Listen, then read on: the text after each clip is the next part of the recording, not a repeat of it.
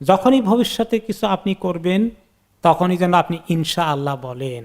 ওই যে রাসূলুল্লাহ সাল্লাল্লাহু আলাইহি সাল্লাম ওনাকে যখন আরবের কাফেররা ইহুদিরা শিখিয়ে দিয়েছিল ওনাকে কয়েকটা প্রশ্ন করবে, তার মধ্যে আসহাবে কাহফের কাহিনী জানে কিনা কিছু ওইটা জিজ্ঞাসা করে দেখবা, যদি ঠিক মতো বলতে পারে তাহলে মনে করবা যে তিনি আল্লাহ নবী, বলতে না পারলে আল্লাহ নবী না।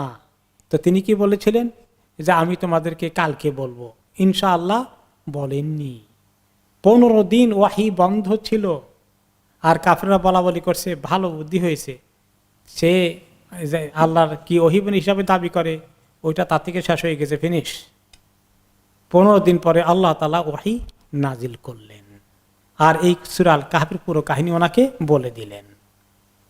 তো আমরা এখান থেকে শুধু ওনাকেই নয়, আমাদের জন্য লেসন যে আমরা কথা যখনই করব, পরে যে কাজটা করব বলবো, তার জন্য কি বলতে হবে?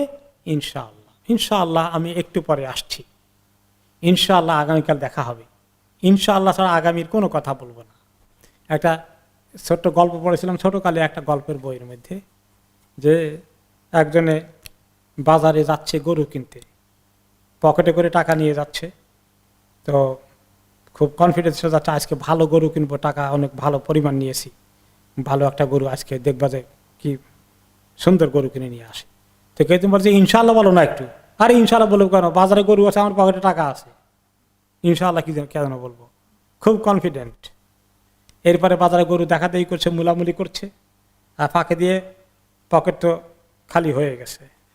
এরপরে গরুর দাম ঠিকঠাক করে যখন কিনতে গিয়েছে তখন দেখে যে পকেটে হাত দিয়ে টাকা তো নাই, পকেট মারা টাকা সাফ করে দিয়েছে।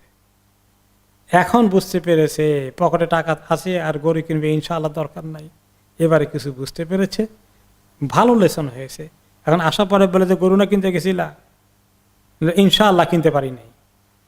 এখন অতীতটার জন্য ইনশাআল্লাহ বলতেছে, আগামীটার জন্য বললে আর অতীতটার জন্য বলা দরকার ছিল না। তো এটা একটা ছোট গল্পের মধ্যে ছিল। আমরা অনেক সময় আসলে ভুলে যাই, আমরা অনেক সময় ভুলে যাই। এটা খুবই আল্লাহ তাআলা বলছে ওয়ালা তাকুলান না, খবরদার খবরদার। তাকুলান না বলা হয় যেখানে তাকিদ আছে, এমফাসাইজ করে আল্লাহ তাআলা বলেছেন বলবেনই না আগামীর কিছু ইনশাআল্লাহ ছাড়া। তাহলে কত শক্ত। আর আমরা অহরহ বলে যাচ্ছি আগামীতে করবে, ইনশাআল্লাহ বলি না, বলে যাই। আইদার ইনশাআল্লাহ অথবা বেমাশিয়াতিল্লাহ অথবা বেইযনিল্লাহ, এগুলো সব আরবরা বলেন, এগুলো জায়েজ আছে। বেইযনিল্লাহ আল্লাহর হুকুমে, বেমাশিয়াতিল্লাহ আল্লাহর ইচ্ছা, ইনশাআল্লাহ যদি আল্লাহ চান, সবগুলো ঘুরে গাড়ি একই রকমই। তাহলে আগামীতে দেখা হবে ইনশাআল্লাহ, আগামীতে কথা হবে ইনশাআল্লাহ, বেমাশিয়াতিল্লাহ, বেইযনিল্লাহ, এই জাতীয় যে কোনো একটা শব্দ আমরা ব্যবহার করব। আল্লাহ তাআলা যেন আমাদেরকে তৌফিক দেন।